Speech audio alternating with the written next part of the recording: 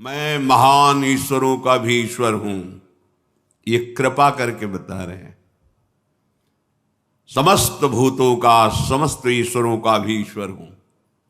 भगवान वृंदावन बिहारी लाल की एक अंश से नारायण भगवान का प्रादुर्भाव होता है। गर्ग संहिता में पढ़ना, एक सखी प्रकट होती है तो 4 मुख वाले ब्रह्मा, 100 मुख वाले, 1000 मुख वाले ब्रह्मा, ऐसे ब्रह्मा की पंक्ति लाइन लगी हुई है। 4 भुजा वाले नारायण, सहस्त्र भुजा वाले नारायण। वो सखी पूछती, तुम किस ब्रह्मांड के ब्रह्मा हो, क्या सूचना दूं श्री भगवान को? कौन से ब्रह्मा हो तुम, कौन से नारायण हो? अब आपको लगता है एक ही नारायण, एक ही ब्रह्मा है। अनंत ब्रह्मांड, अनंत ब्रह्मांडों के अधीश्वर किससे प्रकट है? प्रभु बिहारी विहारिंजो। ये श्रीमद् भागवत में व्यास भगवान कह रहे हैं कि सब भगवान के अंश से, पर भगवान श्री कृष्ण पूर्ण परमात्मा, पूर्ण भगवान।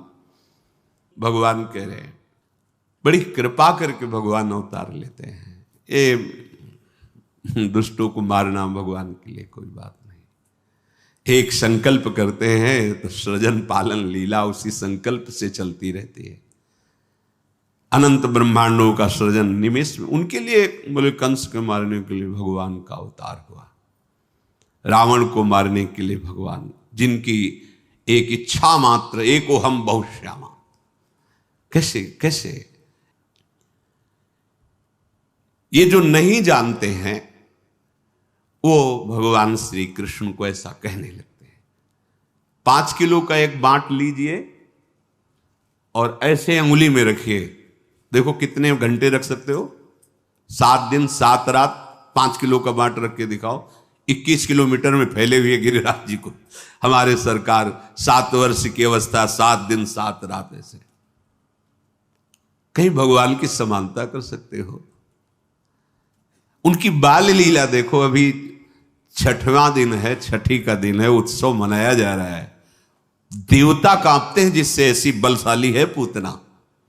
कंस के आग्रह से वो आई हुई थी, उसको सेवा मिली थी ब्रजमंडल में, जितने 10 दिन के अंदर प्रकट हुए बालक है सब मार दिए जाए।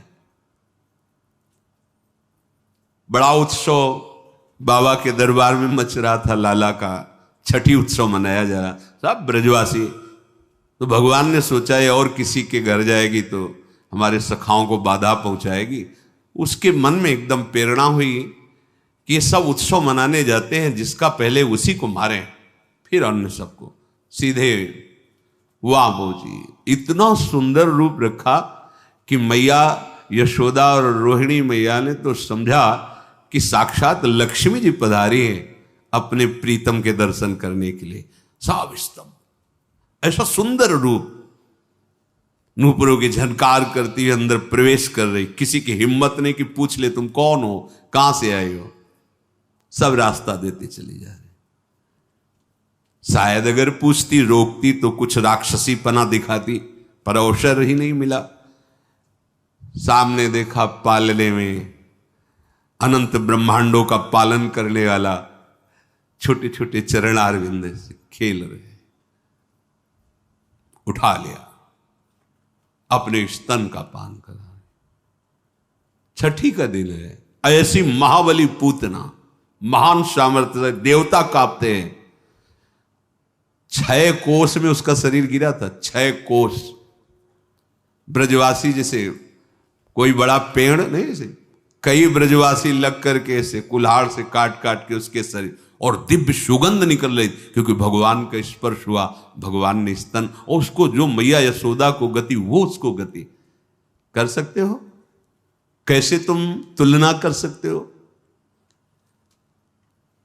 कोई 1000-2000 गोपी नहीं है, यूथ की यूथ गोपियां हैं, और सबके पार्श्व में श्री कृष्ण है, सबके गलबहियां दिए हुए श्री कृष्ण हैं। अगर कहा जाए तो गणना ही नहीं कर सकते कितनी गोपी जन, यूथ की यूथ गोपियां हैं। वेद की ऋचाएं, दंडकारण्य के महर्षि, मिथिला की कितनी कितनी गोपिकाओं के विभाग का शास्त्रों में वर्णन। और जब रास हो रहा है तो हर गोपी के पास श्री कृष्ण है, मनुष्य है। हर गोपी की बाहु में अनंत ब्रह्मांडों के स्वामी श्री कृष्ण है। सबको अनुभव हो रहा है मेरे पार्श्व में मेरे प्रीतम विराजमान, अनुभव नहीं है साथ। कहां कितना उनकी लीलाओं को धैर्य से सुनो, तुम्हारी बुद्धि पवित्र होगी तो समझ में आने लगेगा। प्रकृतिम स्वामधिष्ठाय संभवामि, भगवान प्रकृति को अधीन करके प्रकट होते हैं। हम सब प्रकृति के अधीन होकर पैदा होते हैं। सामान्य प्राणी प्रकृति के परवश होकर जन्म लेता है, प्रकृति के आश्रित होकर कर्म करता है। भगवान परम स्वतंत्र हैं, वो प्रकृति की अध्यक्षता में प्रकट होते हैं। मूढ़ लोग प्रभु के अवतार के रहस्य को न जानकर, प्रभु को मनुष्य शरीर मानकर धारणा क्या बनी हुई है, क्या बनी हुई? क्या तुम स्त्री शरीर के समीप रहकर काम विजयी हो सकते हो? तुम्हारे अंदर यह भावना रहेगी कि ये स्त्री मैं पुरुष हूं, क्या इस भावना से रहित हो सकते हो? और जो महापुरुष हो गए हैं उनकी मैं 7 दिन 7 रात्रि तक 9 युवतियों द्वारा परमहंस श्री सुखदेव जी जनक जी के महल में सेवित हो रहे, हर समय दिगंबर रहते थे सुखदेव जी। क्या हुआ? रोज सूचना पहुंचती थी, बोले जैसे आए थे वैसे ही है। अरे जिनका नाम लेकर, जिनके चरणों का ध्यान करके ऐसी परमहंस स्थिति होती है। ठाकुर हरिदास जी के बाद 3 दिन वैश्या, क्या हुआ? अरे जिनका नाम लेकर भक्तों की ऐसी स्थिति होती है, उन भगवान में कहीं काम भाव होगा? उन भगवान में कहीं किसी शरीरों के श्रृंगार या स्पर्श से सुख होगा? सुख सिंधु को किसी सुख की जरूरत है? अच्छा, उनके सिवा और है कौन? गोपी नाम चतत्पति नाम सर्वेशामेव च, जो गोपियों के पतियों के, जो चराचर जगत की आत्मा है वही बने हुए, वो अपने आप से अपने आप में खेल रहे हैं। पर वो अपने आप से अपने आप में खेलना वो बिना भजन के नहीं जान सकते, वो कोई काम चेष्टा नहीं है। पर ये मूढ़ मानुषी तनुमाश्रितम, वो समझते हैं कि भगवान मेरे जैसा ही शरीर धारण करके मैं जिस काम आदि के अधीन होकर चेष्टा करता हूं, ऐसे भगवान की अधीन। वो भगवान तो माखन चोरी किए। अरे वहां बर्तन नहीं रखते थे नंद बाबा के घर में कि भाई भगोने में मक्खन रखा है या बाल्टी में दूध रखा है। 10 लाख गौएं तो कहां कुंड बने हुए थे। कुंड, ये दूध का कुंड, ये दही का कुंड, ये माखन का कुंड, घी का कुंड, बाबा के यहां कुंड थे। लाला अगर दिन भर स्नान करता रहे तो भी लाला माखन नहीं पा रहा जाके। उन महर्षियों ने जो तप किया और गोपी स्वरूप से आए, उनका भाव पाने के लिए, उनको सुख देने के लिए, जैसी गोपी भावना करती है, लालजू महाराज उस चेष्टा को अपना भजन मानते हैं, वो अपनी सुख का अनुभव करते और उसी चेष्टा से जाकर उसको सुख प्रदान। काश ऐसा होता, लाला ऐसे करता, ऐसा करता, वैसे ठाकुर ये यथा माम प्रपद्यन्ते तास्तते भजाम में हम। ये जो मूढ़ पुरुष हैं, ये नहीं जानते कि अनंत ब्रह्मांडों के उत्पन्न, पालन और लीन करने की सत्ता इन्हीं से स्फूर्ति होती है। वो अवहेलना करते हैं प्रभु की। नहीं सुनना चाहिए ऐसे लोगों की बातें, नहीं मानना चाहिए। अगर ऐसे लोगों के पास बैठोगे, ऐसी बातें सुनोगे तो भगवत विमुख हो जाओगे। जो हम सुनते हैं, देखते हैं, बोलते हैं, वही मनन होता, जो मनन होता वही हमारी स्थिति होती है। इसलिए भगवान कह रहे हैं जन्म कर्म च में दिव्य। भगवान के जन्म कर्म दिव्य हैं, हमारे पार्थिव हैं। भगवान जन्म मृत्यु से सर्वथा अतीत है। वैसे जो भगवान के स्वरूप का वर्णन है, भगवान ही कह रहे हैं मैं अजन्मा हूं। मां के गर्भ में नहीं जाते भगवान। जैसे देवकी मैया या कौशल्या मैया अनुभव होता है, ना होने पर कितना नानात्व का अनुभव हो रहा है।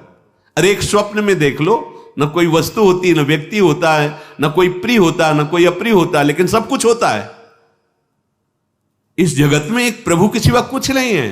देखिए, देख लो, सब दिखाई दे रहा है, क्या है? ये माया है।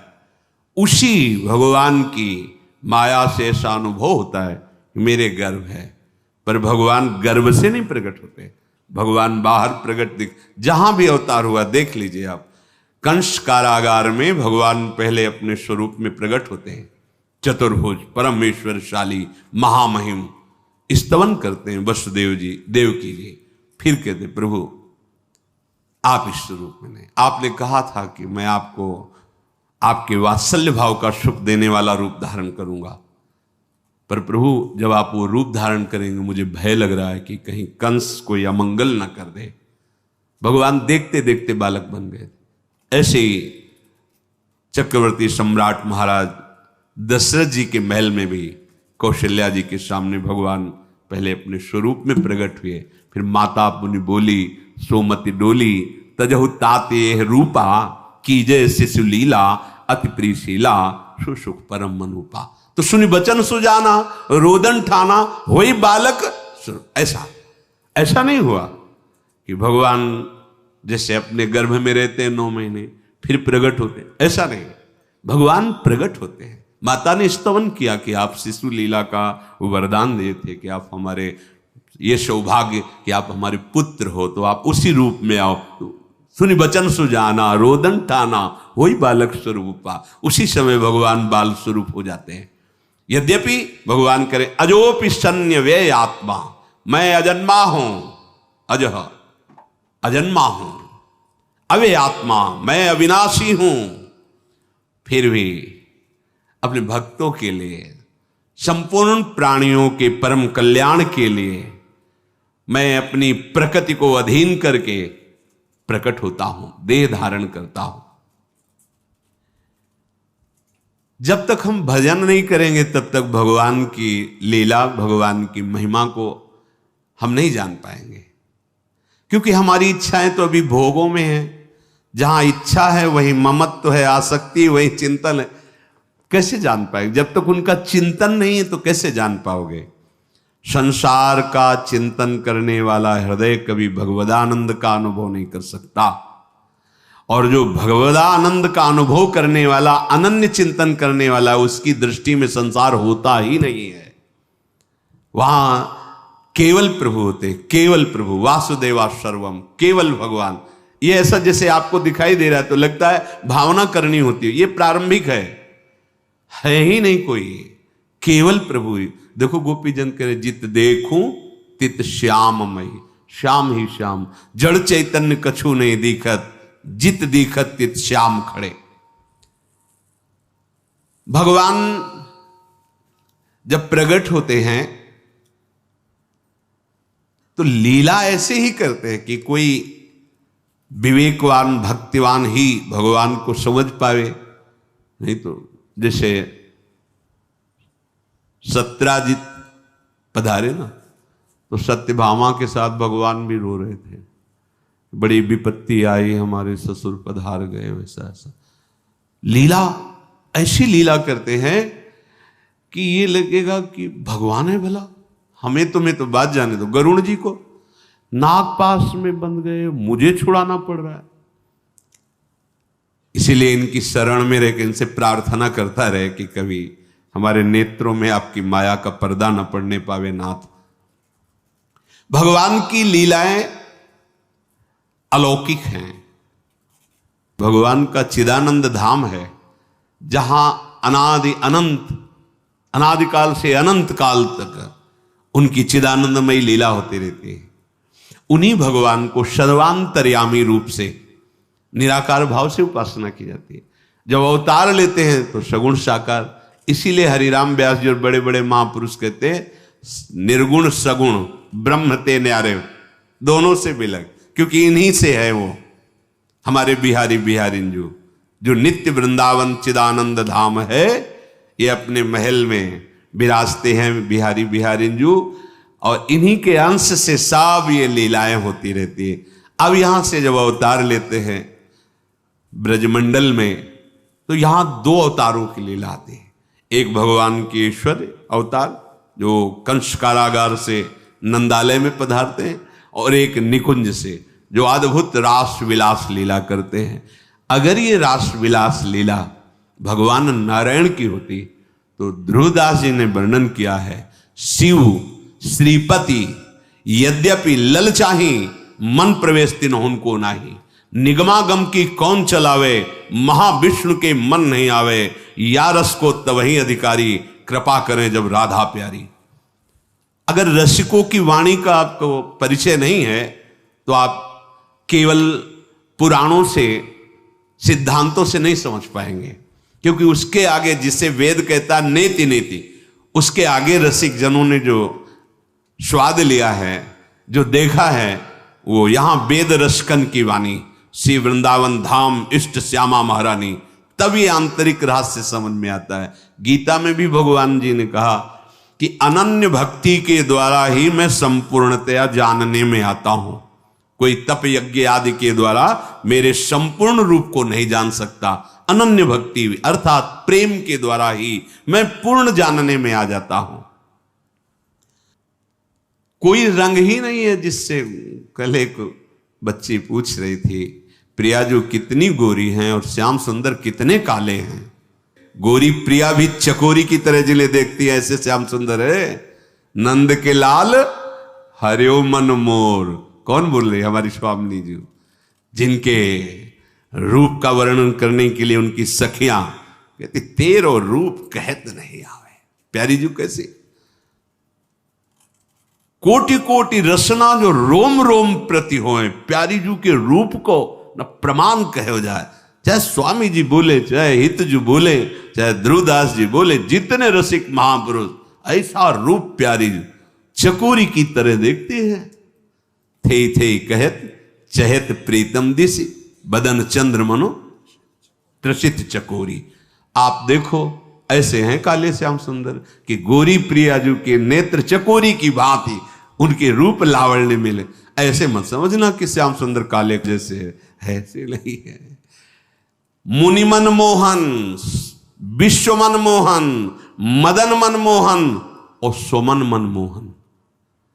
नंदालय में जो खंभे हैं वो मणिजटित हैं, तो लालजू की जो प्रतिबिंब जब तो माखन खाएगा, ऐसे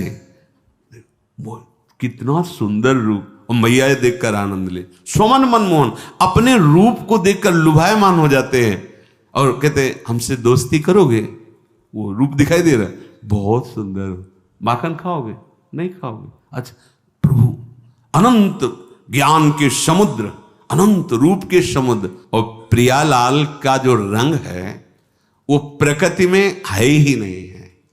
प्रकृति में सतोगुण रजोगुण तमोगुण से ही सब कुछ प्रकट हुआ है, और प्रभु का त्रिगुणातीत रूप है, सच्चिदानंद रूप है। तो स्याही ही सच्चिदानंद नहीं तो कैसे बना है? पर जितने रूप है सब उनके हैं, क्योंकि कहो सो कहां जहां प्रभु नहीं, पर होते हुए भी अभी वो नहीं, और वही ना होते हुए भी सब जगह है। बड़ी सुंदर पहेली है, सुलझा लो तो महापुरुष हो जाओगे। सबसे परे सब में भरे वही है, पर इतने सुंदर हैं कि तुलना में कुछ है ही नहीं। अनंत ब्रह्मांडों में है ही नहीं कि कैसे श्याम रंग की तुलना। बस ऐसे समझो जैसे द्वितीया का चंद्रमा प्रकट हो तो शाखा, चंद्र शाखा में ऐसे, ओ देखो वृक्ष की डाल के एक हाथ ऊपर चंद्रमा दिखाई दे रहा है, ऐसे कि जैसे नवीन जलधर मेघ की कांति, जैसे केकी कंठाभ नीलम, पर नहीं है, उपमा नहीं। श्याम सुंदर की श्रीअंग कांति की तो बात जाने दो, उनका जो मोर पंख लगा हुआ है ना मुकुट में, मूर्छित हो जाओगे उसकी सुंदरता देख के। मोर है ही नहीं मोर पंख में ऐसा। दोनों अलग अलग करके दर्शन कराए जाते हैं जब उपासक आगे। चिदानंद में दिव्य कांति प्रकट हो रही मोर पंख में की, अरे उनके अंगों की तो बात जाने दो। भगवान शिव जब मुकुंद के चरणारविंद उनके ध्यान में आ जाते हैं ना, तो उन्मत्त होकर तांडव करने लगते हैं। आनंद सिंधु के चरण ब्रह्मानंद में छके हुए मधुसूदन सरस्वती जी महाराज जब इनकी रूप कांति देखते हैं ना, तो कहते कृष्णात् परम किमपि तत्व माम न जाने। अरे होश उड़ जाए, ऐसे ठाकुर है, ऐसी श्याम कांति है जिसकी उपमा ही नहीं है। ऐसा लावण्य लालजू का, रसदात्री प्रियाजू का ऐसा सौंदर्य, ऐसा स्वरूप, यही सुख प्रदान करने के लिए दोनों युगल सरकार अपने अंश से वृषभानु भवन में और नंदालय में प्रकट हुए। तो जो भगवान के जन्म कर्म दिव्य हैं, ये पहले स्वीकार करो। स्वीकृति से ही आपकी अध्यात्म उन्नति होती है। ध्यान रखना, अगर देहाभिमान भाव है तो बड़े से बड़ी साधना कर लो, उसका फल मिलेगा, ब्रह्मलोक तक पहुंच सकते हो, लेकिन जीवन मुक्त नहीं हो सकते, प्रेमी नहीं हो सकते। स्वीकृति, देह स्वीकृति, तो ब्रह्मलोक तक जा सकते हो। बड़ी बड़ी साधना, बड़ी बड़ी तपस्या, मैं तपस्वी, मैं साधक, मैं त्यागी, मैं, उसका फल मिलेगा आपको। लेकिन इस मैं का समर्पण जब होता है, तब जो दिव्यता आती है। ये समर्पण कब होता? पहली स्वीकृति हृदय में कि प्रभु हैं, प्रभु दिव्य है, उनकी लीला दिव्य है, उनका नाम त्रिगुणातीत है, उनका धाम त्रिगुणातीत है। किसी की मत सुनो। ये जो नाम की निंदा करते हैं, धाम की अवहेलना करते हैं, नामों में भेद पैदा करते हैं और नाना प्रकार की उपासनाओं में, ये भगवान की माया के द्वारा हमारी परीक्षा हो रही अपनी इष्ट निष्ठा की। किसी की निंदा नहीं करनी, पर अपनी इष्ट निष्ठा की, जो गुरु प्रदत्त नाम धाम रूप लीला। कोई भी ज्ञानी महापुरुष, कोई भी सिद्ध महापुरुष बिना नाम के नहीं है। खूब भ्रमण करके बड़े बड़े ब्रह्मानंद में छके हुए महापुरुषों के संग से बात अनुभव करके, वो भी नाम में ही लगे हुए। अनुभूति हो गई है, पर अपने आत्मस्वरूप प्रभु की सेवा में। हमने तो बड़े महापुरुषों को देखा शालिग्राम भगवान की सेवा करते, ब्रह्मबोध संपन्न महापुरुष। चरणामृत लेना, तुलसी चढ़ाना, प्रणाम, संन्यास, ब्रह्म मार्ग, ब्रह्म की अनुभूति करने वाले। हाँ, अरे सनकादि से बढ़कर कौन है? हरि शरणम, हरि शरणम। होश में कलयुग है, जिससे तुम्हारा काम बनेगा उसी को बिगाड़ दिया जाएगा, वही भाव बिगाड़ दिया जाएगा। मत सुनो किसी की बात, मान लो खुद तुम्हारा हृदय कहने लगेगा कि आप सत्य मार्ग में हो। भगवन नाम, भगवत लीला गुण गायन श्रवण और भगवत धाम, ये उपासना के विशेष खंभ हैं। इन्हीं पर प्रेम प्रसाद, प्रेम महल खड़ा होगा और उसी प्रेम महल में प्रिया प्रीतम की लीला में आपका प्रवेश होगा। भगवान कृपा करके अवतार लिए हैं, जो उनके प्रेमी जन हैं उनको सुख प्रदान करने के लिए। जो भूले हुए जन हैं उनको ऐसी लीला जिसका गायन करके, श्रवण करके परम पवित्र हृदय होकर उनकी प्राप्ति कर ले। भगवान की लीला गायन श्रवण से जैसी पवित्रता प्राप्त होती, ऐसे और किसी साधन से नहीं। कि रत्नावती जी ने केवल भगवान की महिमा सुनी, लीला सुनी, महान भागवत भक्त भूप कहकर उनको नाभाजी ने संबोधन किया। मथुरा की ब्राह्मण पत्नियां केवल भगवत चर्चा सुनी, उसके प्रभाव से भगवत साक्षात्कार हुआ। भगवान कृपा करके अवतरित होते हैं, ऐसी लीलाएं करते हैं जिनको हम गा करके, सुन करके, चिंतन करके भगवान की प्राप्ति करते हैं।